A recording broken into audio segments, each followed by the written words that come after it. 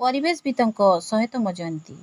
ଯାଆଁଳ ଦକ୍ଷିଣ ମୁଣ୍ଡ ମହାଣ ମୌଜା ସାଧୁନିବାସ ସ୍ଥିତ ବିଶିଷ୍ଟ ନାଟ୍ୟକାର ତଥା ପରିବେଶବିତ୍ ଦୁର୍ଯ୍ୟୋଧନ ମଙ୍ଗରାଜଙ୍କ 100ତମ ଜୟନ୍ତୀ ଆଜି ସ୍ଥାନୀୟ ଅଗାଳପଡ଼ା ଯାଆଁଳର ଉତ୍କଳ ସେବା ଅନୁଷ୍ଠାନର ପାଠାଗାରରେ ନଳିନ କୁମାର ପଟ୍ଟନାୟକଙ୍କ ଅଧ୍ୟକ୍ଷତାରେ ଅନୁଷ୍ଠିତ ହୋଇଯାଇଛି।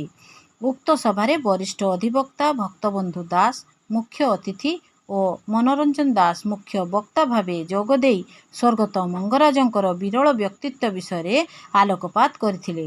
ଜଣେ ପ୍ରଚଣ୍ଡ ସ୍ୱାଭିମାନୀ କଳାନୁରାଗୀ ବ୍ୟକ୍ତି ଭାବେ ନିଜର ସ୍ୱକୀୟ ପରିଚୟ ସୃଷ୍ଟି କରିପାରିଥିଲେ।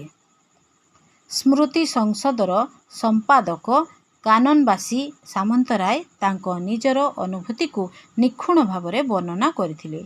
ଅନ୍ୟମାନଙ୍କ ମଧ୍ୟରେ ଅଧିବକ୍ତା ନିରଜ ମହାନ୍ତି, ଉତ୍କଳ ସେବାନୁଷ୍ଠାନର ସଭାପତି ମୁରଲୀଧର ଜେନା, ଅମର ଆତ୍ମାର ସ୍ମୃତିରେ ମୁଖ୍ୟ ଅତିଥି ସ୍ୱର୍ଗତ ମଙ୍ଗରାଜଙ୍କର ସ୍ମାରକୀରେ ପ୍ରତିଯୋଗୀମାନଙ୍କ ଜର୍ସି ଉନ୍ମୋଚନ କରିଥିଲେ। ଶେଷରେ କାମିନୀକାନ୍ତ ଦାସ ସମସ୍ତଙ୍କୁ ଧନ୍ୟବାଦ ଦେଇ ଅର୍ପଣ କରିଥିଲେ। ଖୋର୍ଦ୍ଧା ସୈୟଦ ଅନସର ଅଲିଙ୍କ ରିପୋର୍ଟ, ଅନୁଧ୍ୟାନ ଟିଭି।